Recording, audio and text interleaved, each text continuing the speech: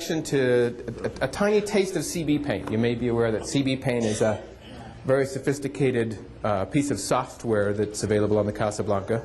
And again, just to give you a tiny taste, I'm going to show you a specific product that I created and then how I went about creating that.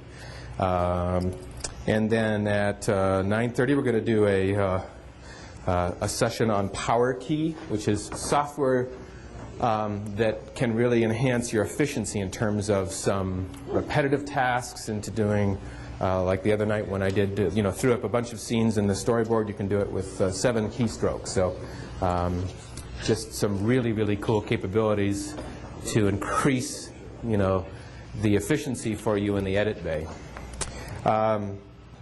At 10 o'clock, I'm going to jump into what I call titling intensive, and spend roughly an hour dealing with the titling interface, showing you some of the tools that are already there and then how you can maybe combine some of the tools to do something a little bit more creative than you knew you could do in the system. At 11 o'clock, we're going to jump into a session titled Casablanca Utilities, where we're going to talk a little tiny bit about file sharing. Specifically, when I'm doing that, I'm focusing on disk transfer. Carol Lamb this afternoon in the 4:15 slot is going to go more intensively into some of the technical information related to disk transfer and also to Ethernet transfer and also to FireWire transfer as well as PC-Link USB. So this morning it's just kind of a tiny taste in file sharing and some of the utilities. The Caladan software that enables you to create graphics that you can then print directly from the machine or take over to, for example, the Epson printer that David Adame had yesterday. And time willing, I think we'll have opportunity to jump in a couple of others. So I know there was a couple questions on QuadCam, get a tiny taste on Object Tracer, just kind of a free-for-all if there's some other things. And then we break for lunch at noon and come back at 1, Casablanca Audio Intensive. Birdie's on again at 2 p.m. for a 2-hour stint unleashing creativity. And then, as I mentioned before, Carol Lamb at 4:15 as he deals with file sharing. He's got some other piece on how you can distribute HD product to your customers now. And then we'll kind of have another Q&A free-for-all if there's specific questions on how you do this or that. 6 p.m. tonight we gather for a no-host bar and kind of an opportunity again for some social networking. And then at 6:30 we're going to be in the room adjacent to us here, which I can't remember the name, and for our gala banquet. And Jorg tonight will be talking about our newest products in the product line and how they all work together amongst themselves and how they may work with the system you have now, if that's of interest to you. So that's kind of a long overview of today's agenda. And again, when I'm not presenting, I will be outside in the lobby at the break time, what have you, and available for individual or small group questions, software questions. And Carol Lamb will be selling software throughout the day. The 20% off special does conclude at the end of our show tonight, so if that is something you wish to take advantage of, you're welcome to do that today. So, I'm sorry? What time is CB Paint going to be? CB Paint is right now. Right this moment. What does CB stand for? Casablanca. Oh. Clever, aren't we? That's Citizen Band. That's right.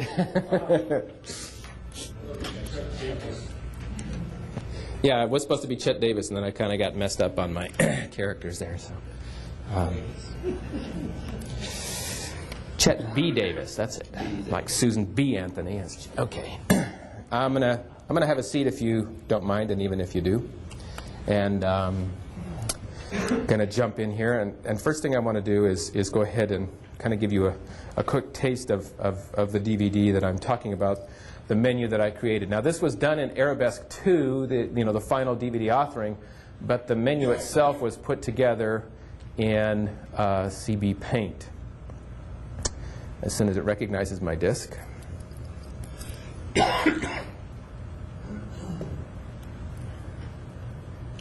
Wake up the solitaire. This is the point. There you go. So this was a video that I was going to say commissioned because that sounds fancier, but I was volunteered by my wife to do last year, our son's preschool class. His class was named the Frogs class. So we're from California, so we get kind of ethereal like that. So, but what I started out by doing is I just took a collection of shots of the students in various kind of trips and sessions, visited the pumpkin farm with their teacher and so forth, and just ran them in slow motion, put them in the storyboard together with just some simple crossfades, and then brought that finished piece into picture-in-picture studio. So you can see that I've got a nice simple border there with a drop shadow on the background. That could as easily be done in the standard PIP if you just have the regular picture-in-picture. But you know, for me, I love effects when they're appropriately done. I'm a bit old school. For me, it's all about emotional content, and for me, the content should drive the project. And you know, a project here that is designed to, you know, primarily be for the parents, and you know, what parent doesn't love relatively close-up shots of their children smiling and participating in activities? And you see a lot of my videography too is I intentionally, like a lot of people who shoot children, goes right down to their level. Rather than looking down, typically, which is this kind of a shot, I will go ahead and pull the camera and try to get right on face level with the children for two reasons. One, you know, it's just a much more realistic kind of a feeling. And the other thing that I found out, that the children are much less intimidated when you're looking down on them with a lens rather than looking side to side with them. Yes? You're slowing down the speed a little bit on your shot. Yes, this was done in, actually yes, this was done in Motion Perfect. And I'm sorry, I don't remember the ratio. And then it crossfades out in, and so this, for this particular function, I used the trailer plus menu function. So that was my first film that launches upon setup, and then it comes into this DVD menu. Now, again, I'm going to, oh, thank you, Mike. I didn't even realize I had that capability to send it from all the way over here. Thank you. So what we have here is essentially a DVD with 5 films. Okay, and you see the 4 of the 5. We have, okay, so this first film on the left is essentially a day inside the life of the classroom. It's like a 24-minute feature where I just kind of shot kind of what goes on in the classroom day in and day out, sharing time and what have you. And then then I took this photo cube, and it's a, you know, a Target special, and just put that on our coffee table with this 4x6 picture frame on the left, and using CB Paint, took the full motion video images and using the 4-point perspective tool threw them back into the correct perspective. And then as we go through, again, each of these pieces here, each of these are full motion video clips from the pumpkin farm visit. They had like a camping trip, and then we had their commencement ceremonies. And the last piece here is essentially, you know, an Easter egg, and that will replay the first film. So I didn't want to have it as a deliberate kind of overt thing, but for somebody that might want to see it again. And that was indicated in the DVD case that I provided, that if you wanted to see the first film, click on the clocks kind of thing. So, but it, you know, it was just a real fun thing to create, and there are layers of audio. What I did is, if I had saved the audio mix window, what you would see is you would see 4 different layers of audio, and I split it up roughly equivalent between the about 59-second piece here. The first audio that you hear, there's about 15 seconds of inside the classroom, and then it crossfades into audio from the pumpkin farm. You can hear the tractors were going down. Then you'll hear audio, in fact you're hearing that now, the kids playing their drums and their music teacher. And the last thing, there's a piece from the commencement ceremony. So again, not something really overt in your face, but just I love sometimes when the impact is such that it's so subtle that people just kind of go, that's really cool. And they don't even know why necessarily, but they just really enjoy it. So so anyway, just to take you in and kind of show you how this was created then in CB Paint. And I've shown this a couple times at the conferences, and I've been requested, and I will be doing a video tutorial on how to create this kind of a thing as well.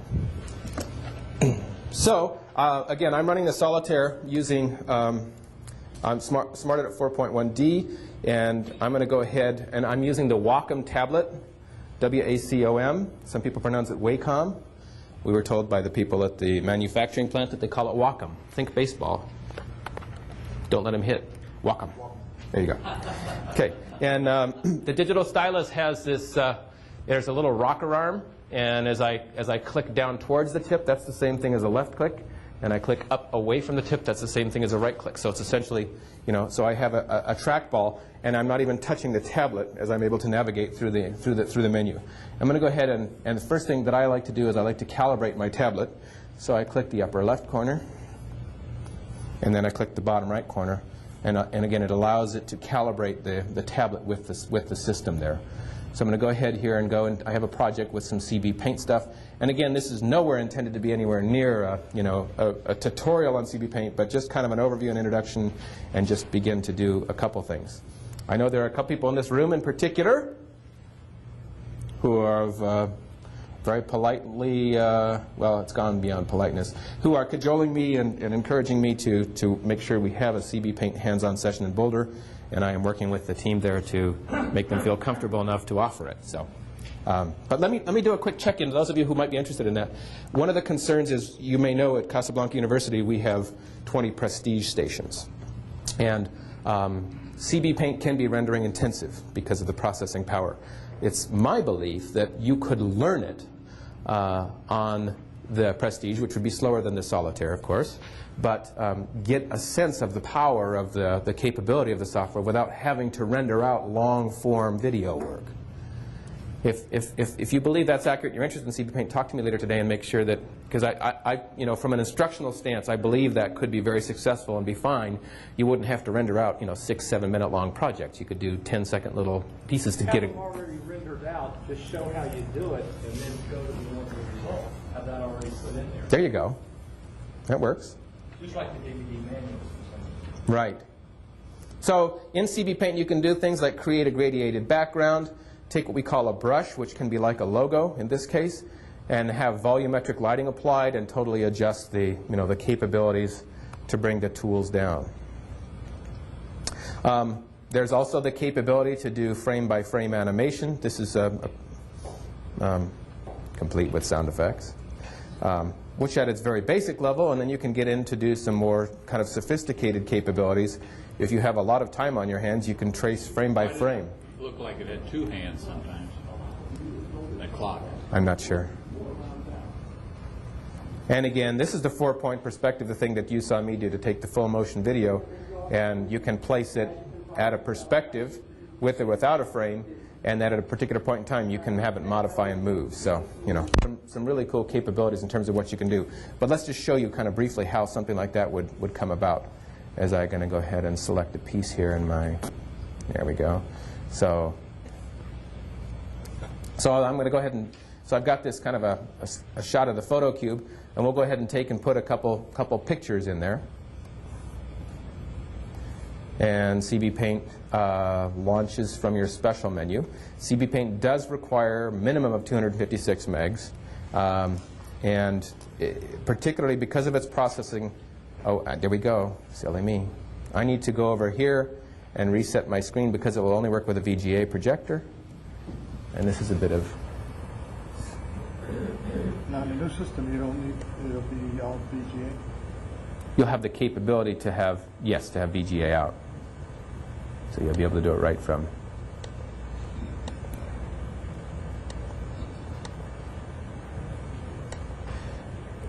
Oh, it skipped right over to it.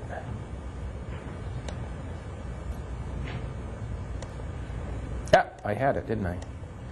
Yes. Sorry? The Prestige as well, yeah. I use the Prestige, in fact, for a lot of it, and for me it works fine. Hold on, I can't multitask. There we go. Oh, got it. Yeah, I do a lot of stuff on the Prestige. If you're doing some longer scenes, it's going to take a while to render out. But yeah, you can totally run on the Prestige. I'm sorry? Depends on the specifics of the scene we're talking about.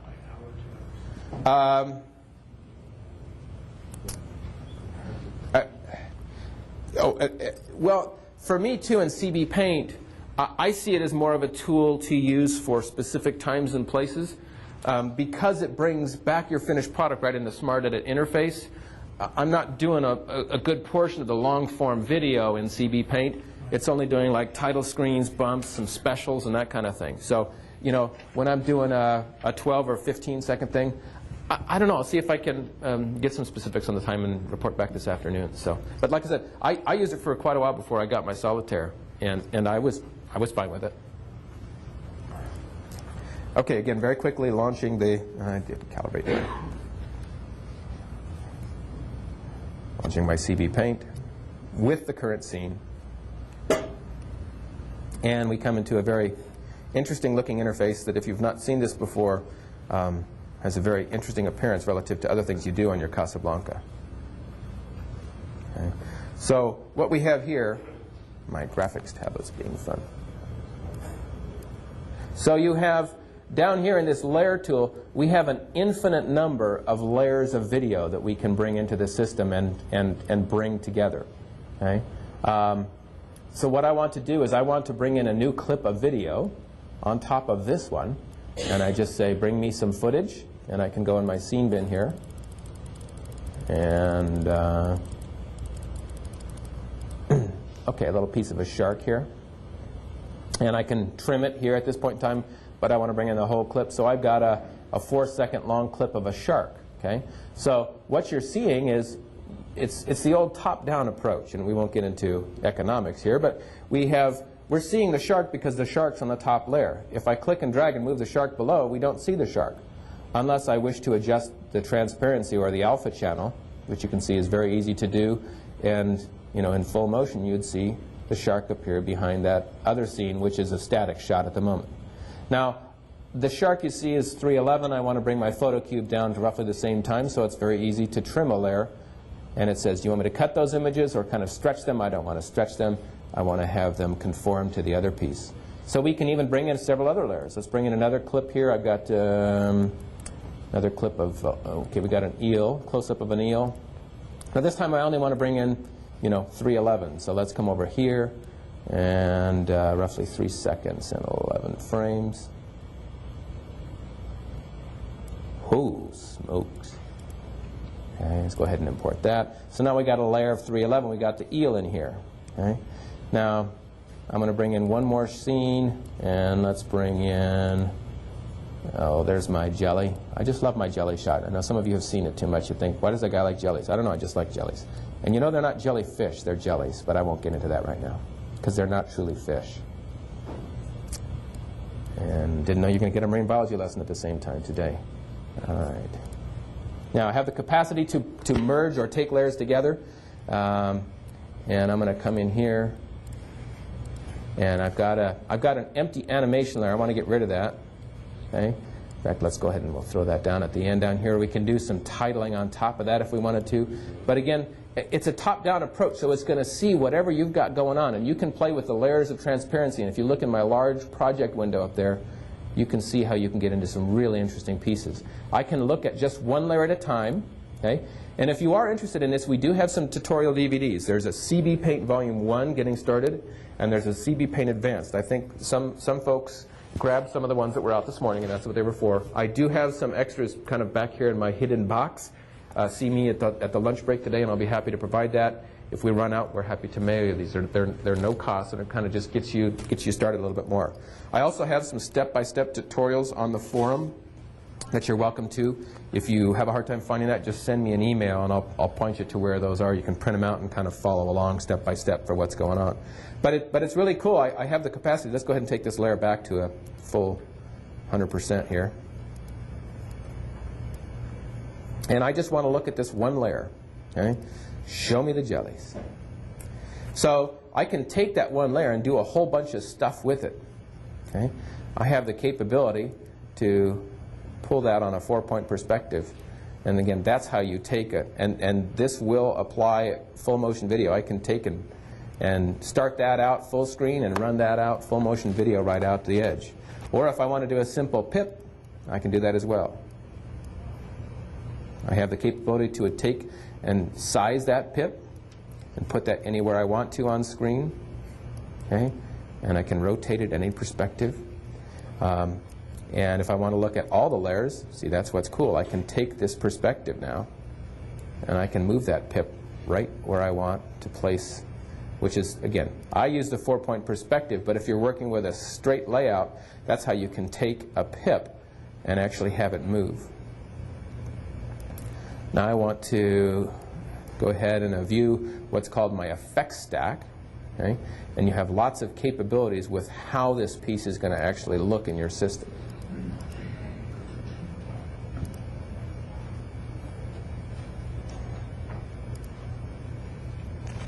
Now, in the case of what I did with the video that you saw a little bit earlier on, I took that full motion video and I simply planted it inside the cube. Now, this can be done as well with Object Tracer, and one of our more accomplished customers, Chris Stone in Georgia, did this with Object Tracer as well, quite successfully. So you can get in there and do some amazing things as well. You can go in and magnify. There's a 4-point pixel tracker as well in this that will follow. If this was a spinning cube, it would actually follow those 4 corners, and that full motion video would follow it right along as well. So one of the things that I really, really like about CB Paint is its capability to save the whole project. Okay?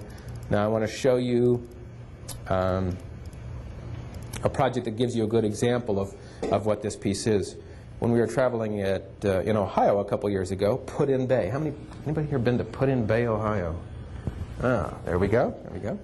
They had they were doing a Living History Day, and it was the recreation of, there was a Living History Day, the War of 1812. So they had people out there with cannon and muskets and what have you. And so what I did is I put together a relatively kind of a simple project here. And what we have is, when we take a look at all the layers really quickly, is I have bring this down here. I have a pip, a picture-in-picture.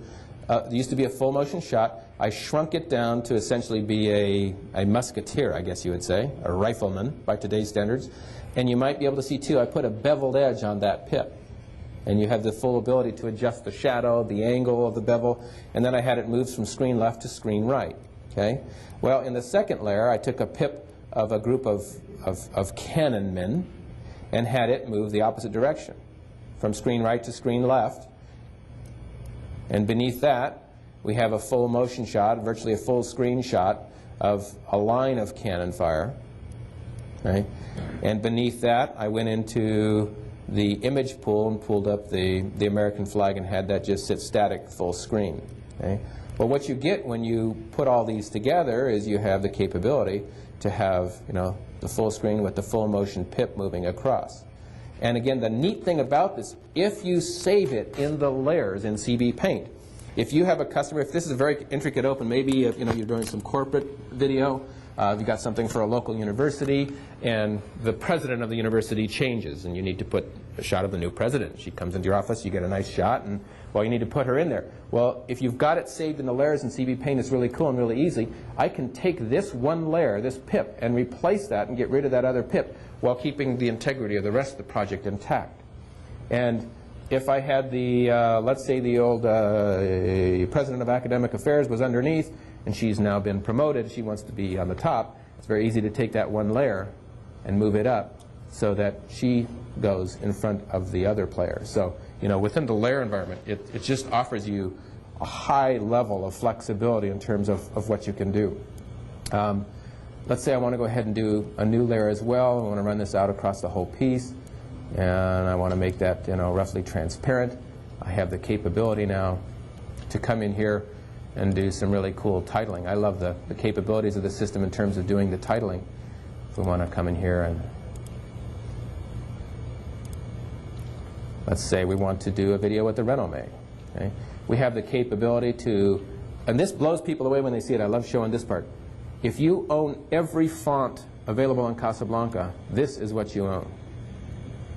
It's interesting to see it in a layout. We often don't realize that we do have many, many titles available to us. Okay? So, somewhat appropriate there. And you can adjust the size, the scale on the x-axis, on the y-axis, and something that I enjoy is what we call the glow. You can see there's this kind of a white glow around the letters. Okay?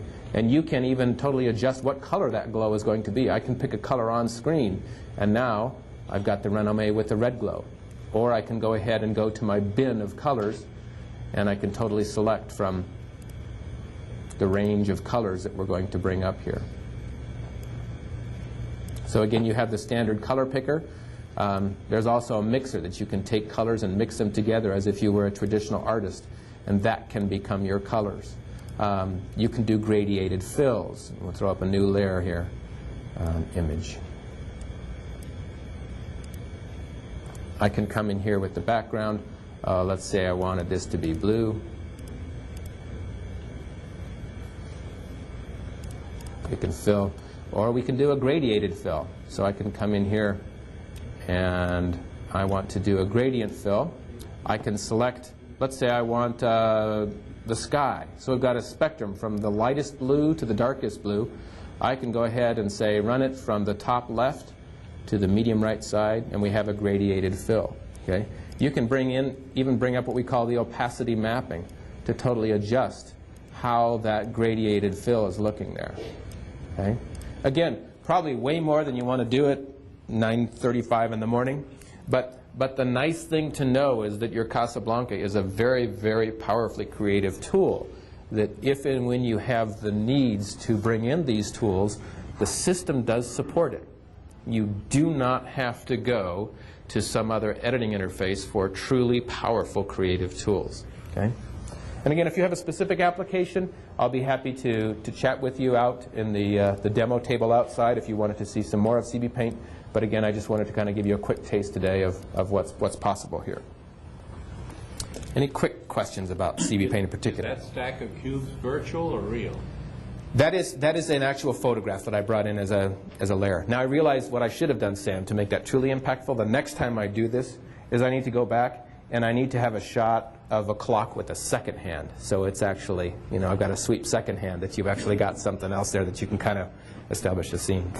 It amazes me that you can make a pip follow a surface as it rotates if it's not virtual, if it's real. Yes, essentially what in CB Paint I'm able to go down to a single individual pixel where there's some degree of contrast that's separate and apart from anything around it, and it will follow or track that pixel, that contrast area, as it moves throughout a scene. Will it also rotate? You know, it goes around the backside of the... Yes, because you're tracking 4 pixels at once, so each of them are conforming to the modification of that scene as it's going around. Okay. Now once it goes behind, you've lost it. That's what in that particular.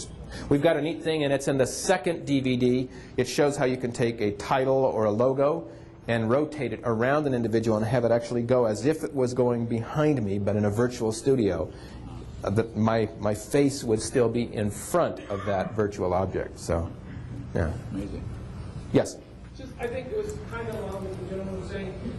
With that photo cube, Yes, sir. if you had 2 cubes, there's 4 pictures, if you actually put in 8 separate pictures in each one of the little cubes and have those cubes rotate, so that'd be like your main menu. And I'm getting really fancy, but You are, but I like it. that those would rotate, and you could click on any one of those to go to that actual video. So instead of having these static screens that'd be on this little rotating thing, you could have 6 or 8. You could do the 6, yeah, and Arabesque 6. not right now support So up to you could 6 do the films. So somehow rotating, and then clicked on any one of those pictures.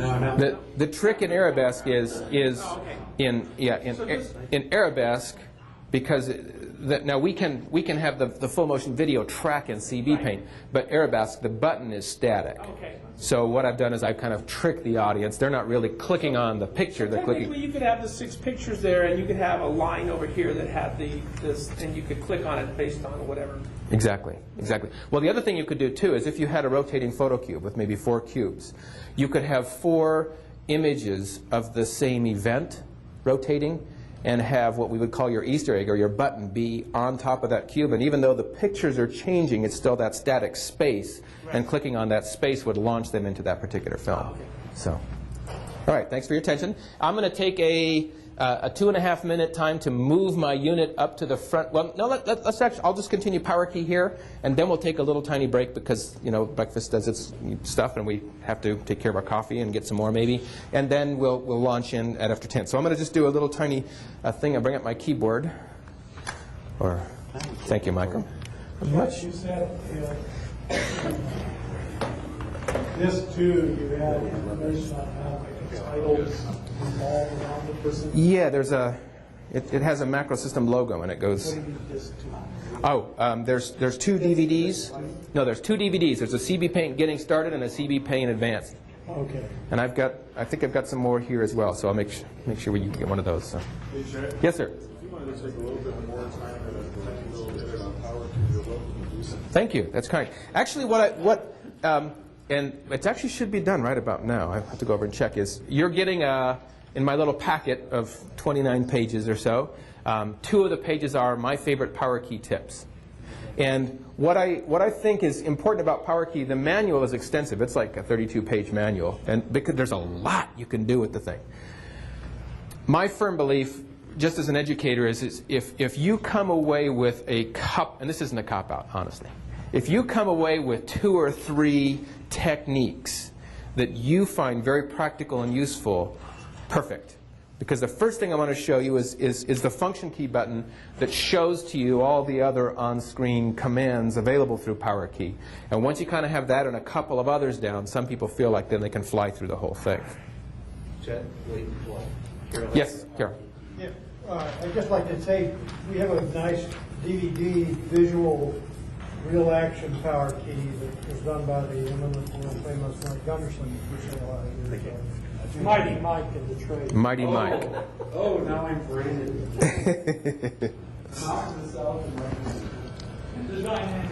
Yeah.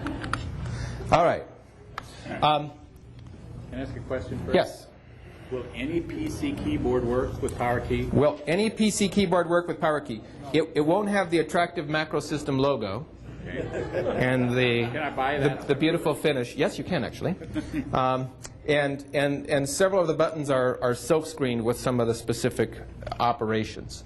Some people have used other USB compatible keyboards, and some are not successful. But you're welcome to kind of talk behind my back to others who maybe have found one that works well. But so I mean, yeah, it depends on the drivers. Like I happen to use at home, sometimes I use a Logitech wireless trackball, and that happens to work well for me. So,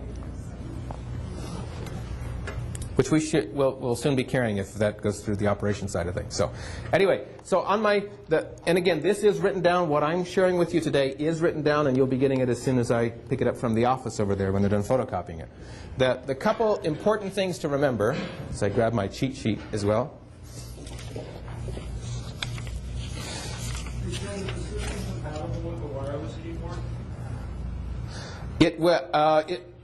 I have not tested it myself. I haven't heard. There was somebody on the listserv, I think, that said something about it. Somebody has, but I use a Logitech wireless trackball. So I think as long as you find the brand, just go to one of those computer supply stores that have a good return policy if it doesn't work. So. Yes. Save the packaging, open it very carefully, and all that good stuff. Not that I've ever done that. Okay. Function. In fact, one time I was doing a workshop with a group of educators, and here was a very sad. I love educators at Resource because we've had to be, you know. He came to the workshop. It was like a 3-day workshop, and I asked everybody to bring a camera so they could shoot their own thing. Well, at that particular, I don't remember if it was Best Buy or Circuit City or something, but he bought a DV camera, brought it to the workshop, did his 3-day thing, and they said, you know, my wife bought this for me. It didn't work, and he ended up taking it back and getting my full credit. So, resourceful. All right. Teachers do amazing stuff with the tiny bit that's given to them. All right. Function key F2. Function key F2. By pressing function key F2, it gives me the keyboard equivalent to every on-screen menu command. Now, the cute little icon on the left is what we would call kind of our screens button, and it is 3 buttons to the right of the space bar. Okay. So if I want to go into the edit window, I hold the screens button and E for edit, and it takes me into the edit window. Okay. Now again, when I hold down function key F2, it shows me all the commands that are available in this particular. And you can see that some of them are launched with a single letter, particularly down in the scene bin. And when you want to do anything, most anything in this storyboard, what you have is you have that cute little icon to the left, and that is the storyboard key. Okay. Now the storyboard key is 2 clicks to the right and left of the spacebar. I think what you people who are on the dark side call the Windows key. Okay. So if I want to do anything, if I want to navigate through the scene bin, I simply hold my left and right keys, which you can do without power key. But if I want to scroll through the storyboard, I hold down the storyboard button and the keys, and I do the same thing. So it's, the same keys will function differently in the storyboard from the scene bin. Now, if I want to come over here and let's find that the shot of the feather jelly. And if I wanted to trim that, I could hit T for trim. And then I can see O is out, okay? And I can scroll through that to trim that again down to a 6-second long piece. Can I make a comment? You may. All the letters have to be done in lowercase, not capital I. Correct. That's an embarrassing text. Hang on. I was the first one to find it.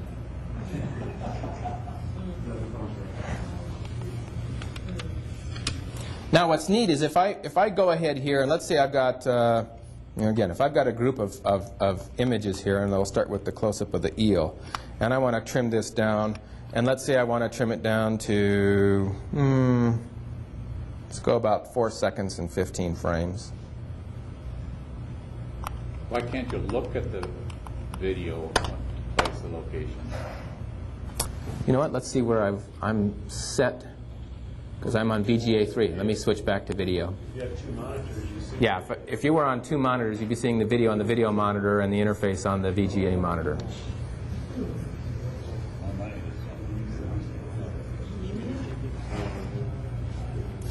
How many people here use the 2-monitor setup? Yeah, so a lot of people who do it say they would never go back. What it affords you, and again, we don't sell the monitors, so I'm not making a squat of money on this, okay? But some people who spend a lot of time in front of the interface find that you have a VGA monitor for your GUI, or your graphical user interface, your menus, and when you're working with small text, a VGA monitor gives you a much more crisp and precise display. It helps avoid eye fatigue and just lets you see characters much cleaner than you can on a TV monitor.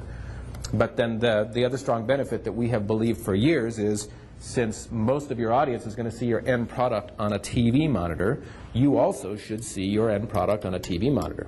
There are tons of people in the PC world who edit their video on a VGA monitor, and when they're done, they export it to video and they say, what the heck happened to the quality? Okay? That's right. NTSC video is just not as clean as you're going to find with the video, digital video on a VGA monitor. Okay? So it's highly recommended, the 2-monitor setup. One of the things you're going to see in SmartEdit 5, and I don't remember if we mentioned it yesterday, is because we've had a lot of requests for customers in terms of convenience, is the capability to do a single monitor setup but on a VGA flat screen. That is available in SmartEdit 5 as well. It's one of the standard features. All right, yes? Jen? Yes? I recommend at least a 19-inch monitor for VGA, because with quad cam and some of those programs, you're doing all the editing on the VGA. Right, right. Good point. I would suggest using a conventional monitor to do it in underscan mode. And this way you get to see what's happening on all the edges. That's right.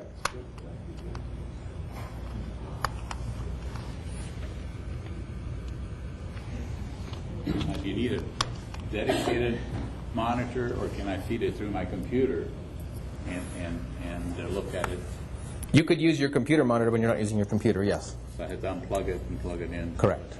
Or there's VGA switchers and a whole host of other things you can do as well. VGA switch with two and then switches. Okay. Okay. A couple of other cool things we can do. We can actually trim a scene while it's in the storyboard. So you see right now up in the storyboard, I have the hammerhead shark, which is 11:16. If I want to trim that shot without dealing with the original down in the scene bin, okay, and we'll go ahead and show you the search function. Okay, hit F. So you can see I got 11:16 in the top and the bottom.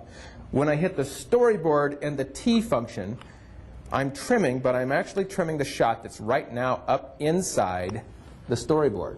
Let's bring that down to about 7:16. It does indeed. It does the work for you, which is cool. So you don't have to do the, you don't have to get in there and do the replace function. Okay? Again, you hold, instead of just T, which will trim the shot in the scene bin, it's Storyboard and T to trim a shot that's up inside the up inside your storyboard. Okay. Now, another nice function is I can play back the storyboard, and as I'm playing back through this, right now, if you go through and you play back from your storyboard and you're kind of doing a quality check on maybe on a finished project, and what you want to do is you see something that's going on, you want to kind of check where that is and what's going on. Under the previous system, in the standard system, if you hit stop, it will take you back to this menu, but your starting point in the storyboard is where you begin your playback. Okay?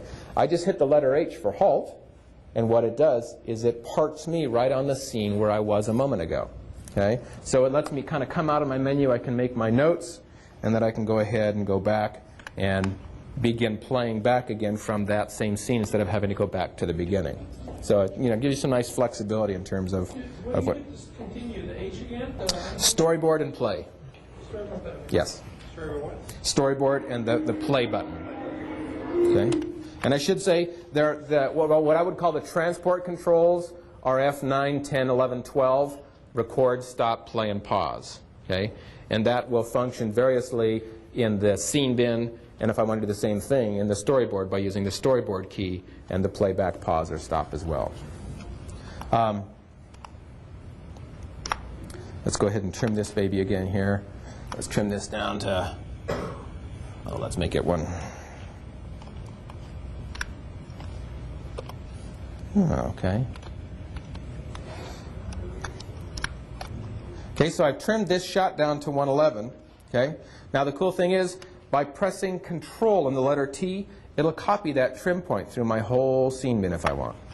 So this is particularly cool for those of you who are doing, in conjunction with Photo Studio.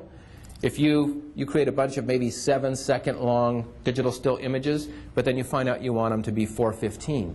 You trim the first one to 4:15, and very simply hold down Control and T, and it'll copy that trim point through the whole piece. Of course, it can't.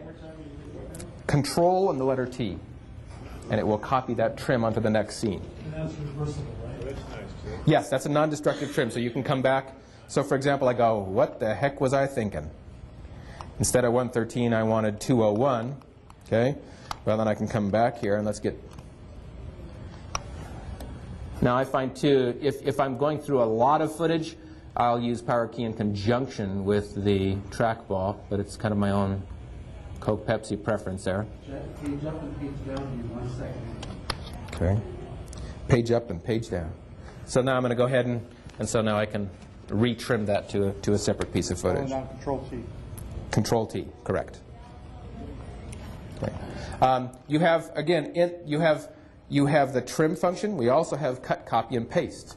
So I can hold Storyboard, Control, and X for cut, and you see I just cut that scene up there in the storyboard, and I want to move it over here.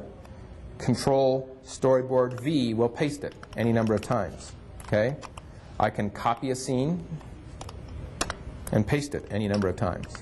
So cut, copy, and paste. It's the same keys we have in the word processing world. The only thing you're adding up there is you're adding the storyboard command along with it. Okay? And just to clarify, it will always cut it when you bring those cuts to the beginning from the beginning of the scene to what the time frame is? It's copying my trim point. No, I mean when you were doing the Control T. Yes. So it will it starts at the beginning of the scene, and it will trim it from the beginning to whatever the length you're saying, correct? When I'm trimming. Control T, when you said you go into the first one and then right. you just keep on hitting it, it'll trim the next. It trims it exactly the way you trim the next one. Right. Either front or back. Front or back. So it's copying. Whatever way you tailor it, the rest will be done the same. Correct. Correct. So I'm sorry. if you want to do them individually, you still have to go back and do each one individually at whatever point you want to trim it. That's correct. Okay. That's correct. Dissolve that like you? Yes. Let me show you that as well. And the repeat function, that's where I think it really flies. If I'm going to come over here, in fact, let's go to one of my other projects. P for project. So let's bring up my list here. and L is list. Anytime you're in one of these menus here, whether it's in your list of effects, your list of specials, L brings up the list here. And I have a project in Photo Studio. Let's go over here to the edit window, and that's the screens key and the letter E. Okay. In fact, let's again show you how I would. Let's go ahead. I'm going to very quickly come here, and I'm going to delete just my storyboard only. So I've got all these shots down below. Okay. And I'm not sure how many shots I've got, but again, the developers gave us this cool tool. I have 39 scenes, so it tells me right there I've got 39 shots, but I don't want to put in the first couple because they're different content. So let's say I want to go ahead and I'm going to insert one shot, but I know that I want to copy and put a whole bunch more shots up there. Okay? So I'm going to hold down Control, Storyboard, Insert. It puts the first one up there. But because I held down the Control key, I'm setting up a repeat function. In fact, if you look in the scene bin, see my first shot up there, the T-ball shot? In the scene bin, it moved over to the next clip saying, okay, Chet wants to do something else here. So I've set up the repeat. Now to complete it, it's Control R. And what did he hit? See, I did it again. Okay. Let me show you how I would do that again. I pressed Storyboard and Insert, and it was following me. Isn't it fun when you've got technology and you want to blame the technology, but it's really the operator? Okay. Back in the radio station, we had these little things called operator error. Anyway. All right. So I hold Control, Storyboard, and Insert. Okay. And I put it on behind, so one left click on my behind. And then I hit Control and R for the repeat function. What are you thinking? I know what I said. All right. So, and I can actually, again, do 999 of them. And that's fine. I can cover my hiney. And did you see how fast that went? Isn't that cool? Control R? Control R. Correct. Now, I want to add transitions. Oh, let's go. I was playing with Object Tracer last night. I'm sorry, question? Okay. I'm a big fan of crossfades, so I'm going to go ahead and insert that. And to set up the repeat function, Control, Storyboard, Insert, Control, R for repeat.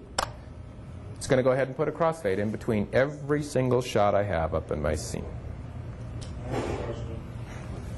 Isn't that cool? Jeff, Yes. if you put those crossfades up as 1 second and then you realize you want to make it 2 seconds, is there a way to do a batch 2-second No. change? No. They're all 1 second. Yeah. They're all 1 second. Yeah, there's no way to batch modify that. We're working on artificial intelligence for the Casablanca, but yeah, it'd be very easy to do that. Yeah, I would go ahead and just delete the whole storyboard, throw the clips back up, and then change them in 2 seconds. So yeah. Well, if you What? set your speed for 2 seconds, Correct. you go Control R. Right. Yes, then it would copy that. Yeah, but what he's saying is if you added it at 1 second, then you wanted to go back and modify it. Yeah. Do it 2 seconds. If you added 2 seconds now, it would change them all. No. No, it's just, because I'm not using power key to make this particular change, I'm changing one. And again, the reason why we want to do that is if it was an automatic setting, that's not what I wanted. I wanted this one to be 1.5 seconds and all the other ones to be, different lengths. Power key delete of all the transitions and then do a power key add of all the transitions? But you remember the two then. You could, but again, for me, if I've got my scene bin built for this, watch how fast I can redo that at 2 seconds. I'm going to come back over here. I'm going to delete the storyboard only. Come back over here. Add my images.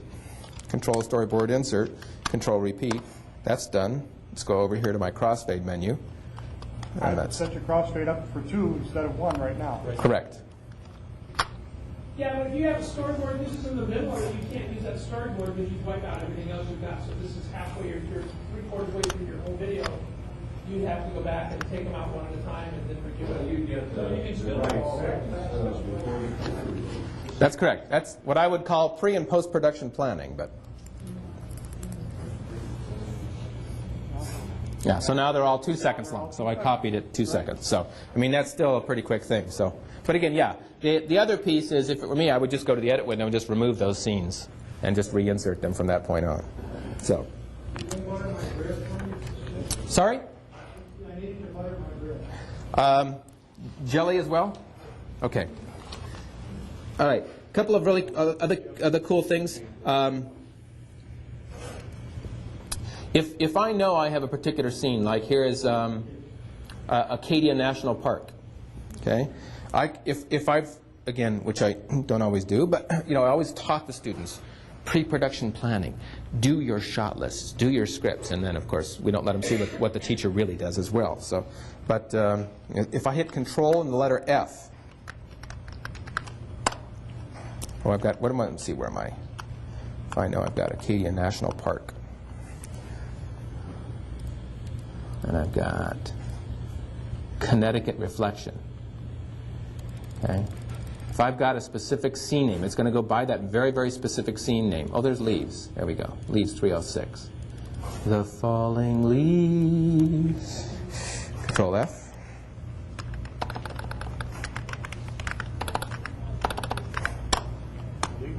Control F and then return takes you right to that particular scene. Okay? And it's nice as well if you've got a particular scene in the storyboard, it's Control F and SB. So I've got a shot up here that is called, way too long, Chet. Okay. Smithsonian Air and Space. Well, you get the idea. You can take a piece here.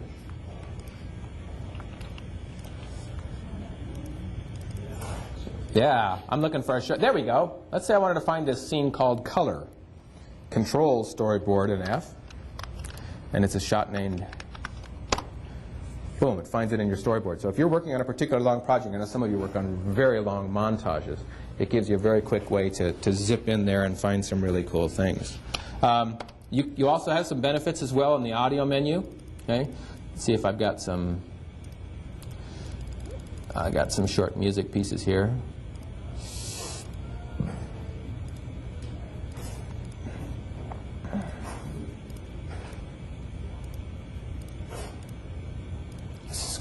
Very interesting in terms of its artistic absence, because I don't know if this video will go so well together, but you have the capability to do some really cool things. So again, you have all the capabilities, V for volume, okay, and I have the capability to adjust that tool, and Control and the letter E will equalize or copy the volume from the first scene on down through the whole line. So if I wanted to copy a mute or copy a raising or a lowering of the volume in that same track, Control and the letter E will copy that volume all the way across through a whole long, collection of scenes there. Some very, very cool things. Let's see. Those are kind of the highlights that anybody else in here using Power Key that has a favorite that they wanted to share with the group that they thought was particularly useful? Again, as long as you remember function key F2, and I highly recommend, again, you're going to get my 2 pages of some of my favorites, but I highly recommend if you find something that works for you, write it down and have it next to your Casablanca, and it's something that you may make use of all the time. Some people I've talked with have bought Power Key and love what it's capable of doing, but they just kind of go, there's so much to learn. Well, yeah, but just take a tiny bit. Make it part of your repertoire, and then if you have something else, it's something you can look up or email me or put on the forum or the listserv, hey, is there a way to do this? And we can then share that as well. So, all right, what we're going to do is we're going to take about 8 or 9 minute break. I'm going to go get the handouts. We're going to get reset for our next session here. And I need to get my equipment fixed, so if I can indulge you, if you have questions, if I'd ask you to hit me later with them, please. Do you have like a product list that you can install Photoshop to do this thing? Yes. Right here. No, You need the software CD? Or do you need yes, yes. Sorry. Sheet metal.